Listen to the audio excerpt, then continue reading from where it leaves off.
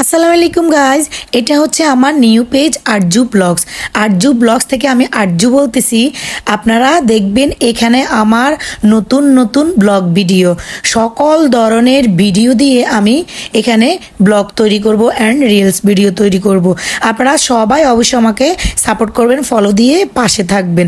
তো আজকে আমি যাচ্ছি আমার বাবার বাড়িতে। তো আমার বাবার বাড়িতে আমার আম্মু আমাকে খবর দিছিল, তো আমি আমার মেয়েটাকে নিয়ে যাচ্ছি। তখন ওয়েদারটা একটু নর্মাল ছিল, বৃষ্টি কিন্তু ছিল না। পরে যখন আমরা মা মেয়ে যাচ্ছি, তো ভাবলাম কি করা যায়, আমার নতুন করে যেহেতু এখানে ব্লগ ভিডিও ছাড়তে হবে, একটা আমি ব্লগ বানাই ফেলি। তো আমি যখন আমার মেয়েটাকে নিয়ে যাচ্ছি, হঠাৎ করে দেখি আমাদের বাড়িতে রাস্তাতে কাদা। তো যতটুকু পর্যন্ত আপনার পাকা ছিল অতটুকু পর্যন্ত মা মেয়ে সুখ করে আসতে পারছি। দেখেন কি অবস্থা, রাস্তার কি একটা অবস্থা, কাদা আর কাদা। তো আমার মেয়েটা আমার আগে হেঁটে হেঁটে যাচ্ছে যাচ্ছে যাচ্ছে। ওর আসলে এসব কাদা দিয়ে হাঁটার কোনো অভ্যাস নাই, ওর জন্য ওর কষ্ট হচ্ছে। আর আমি অবশেষে আমার গাড়িটা যেখান পর্যন্ত দেখছেন ওইখানে রেখে আসছি। আমাদের বাড়ির মাঝ বরাবর ওইখানে আপনার যতটুকু পর্যন্ত পাকা হয়েছে অতটুকু পর্যন্তই। আর এদিকে গাড়িটা আসতেছে না, কাদার ভিতরে রিস্ক হয়ে যায়। আমি গাড়িটা যখন আমাদের বাড়ির ভিতরে ঢুকাবো, দেখেন পরিবেশের কি অবস্থা, আসলে এইটুকু পর্যন্ত আর পাকা হচ্ছে না। তো চলে আসলাম আমার আব্বুর বাসার সামনে। আমার মেয়েটা আমার আগে ছুটতেছে তো ছুটতেছে, ওরা তর সইছে না। ও এবার কলিং বেল দিচ্ছে। পরে ও একটা দুটা দেওয়ার পর সহ্য হচ্ছে না, পর দিতে আসে। ও আবার ওর মামি, ছোট মামির সাথে এবার একটু বেশি দুষ্টামি করে, দরজা পিটতেছে, দরজা খোলে না কেন, দেখেন না ওর মুড কি খারাপ।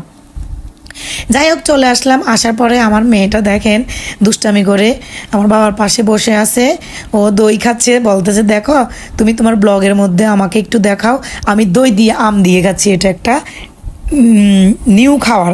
তো সো গাইজ, অবশেষে আমাকে আমার কিউটি ভাইয়ের বউটা আম কুটে এনে দিল, আমি আমার মেয়ে খাচ্ছি। খাওয়ার পরে আমরা মা মেয়ে কি করলাম আপনাদেরকে শেয়ার করতেছি। তো আপনারা যদি আমার এই ব্লগ ভিডিওটা ভাল লাগে অবশ্যই শেয়ার করবেন, লাইক করবেন আর ফলো দিয়ে পাশে থাকবেন।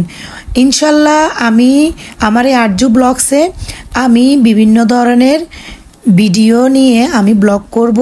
আপনারা অবশ্যই আমাকে সাপোর্ট করবেন এবং দোয়া করবেন। তো আমার পুরো ব্লগ ভিডিওটা দেখেন, ভালো লাগলে লাইক কমেন্ট শেয়ার করবেন, ফলো দিয়ে অবশ্যই পাশে থাকবেন।